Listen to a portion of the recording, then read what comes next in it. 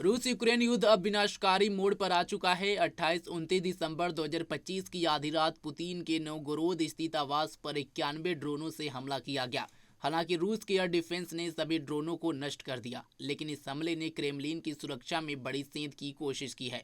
Putin इस दुस्साहस से बुरी तरह बौखला गए हैं। रूस ने इसे सीधे तौर पर अपने राष्ट्रपति की हत्या की साजिश करार दिया है।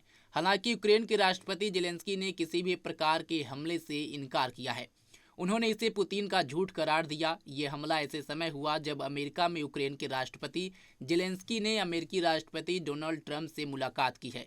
शांति वार्ता के बीच ये हमला कहीं न कहीं आग में घी डालने का काम करेगा। रूस ने आरोप लगाया है कि यूक्रेन ने राष्ट्रपति व्लादिमीर पुतिन के घर पर हमला किया है। यह हमला मॉस्को और सेंट पीटर्सबर्ग के बीच पुतिन के घर पर हुआ। पुतिन के घर पर हमले का दावा रूसी विदेश मंत्री सर्गेई लावरोव ने किया। लावरोव ने कहा, क्रेमलिन आतंकवादी हमले के बाद यूक्रेन युद्ध खत्म करने पर अपनी बातचीत की स्थिति पर फिर से विचार करेगा। लावरोव ने आगे कहा कि रूस ने जवाबी हमलों के लिए यूक्रेन में लक्ष्य चुने हैं और मॉस्को की बातचीत की स्थिति में भी बदलाव किया जाएगा।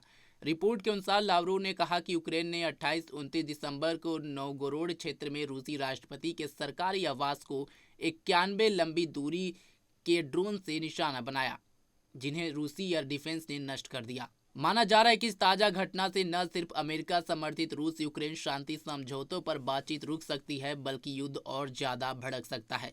रूस भी जवाबी कार्रवाई के तौर पर कीव में यूक्रेनी राष्ट्रपति के आवास को निशाना बना सकता है।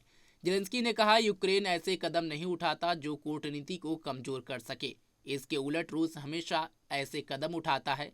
यह हमारे बीच कई अंतरों में से एक है। यह महत्वपूर्ण है कि दुनिया अब चुप न रहे। हम रूस को अस्थायी शांति हासिल करने के काम को कमजोर करने की अनुमति नहीं दे सकते। मिली जानकारी के मुताबिक पुतिन के सरकारी आवास पर ड्रोन हमले की कोशिश से डोनाल्ड ट्रंप नाराज हैं। रूसी राष्ट्रपति के सहयोगी यूरी उशाकोव ने कहा कि ट्रंप ने इस घटना को पागलपन भरा कदम बताया। ट्रंप ने कहा कि वह ऐसी कार्रवाई की कल्पना भी नहीं कर सकते। उशाकोव के मुताबिक इस घटना का असर अमेरिका के यूक्रेन नीति दृष्टिकोण पर पड़ेगा। ट्रंप ने कहा कि अब जेलेंस्की के साथ काम करने के तरीके पर पुनर्विचार होगा।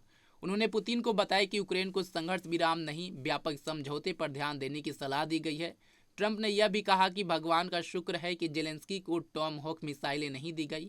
इस तनाव के बीच अमेरिका के राष्ट्रपति डोनाल्ड ट्रंप ने पुतिन को फोन लगाया। ट्रंप ने पुतिन से शांति बनाए रखने और युद्ध न भड़काने की अपील की है, लेकिन पुतिन का गुस्सा 7वें आसमान पर था। सूत्रों के मुताबिक पुतिन ने ट्रंप को दो टूक जवाब दिया।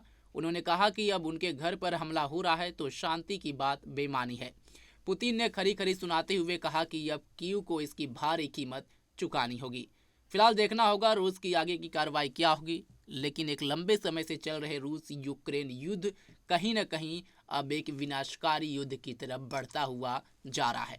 फिलहाल अभी के लिए बस इतना ही। देश दुनिया की तमाम खबरों के लिए जुड़े रहें हमारे साथ और देखते रहें पंजाब केसरी.com। धन्यवाद।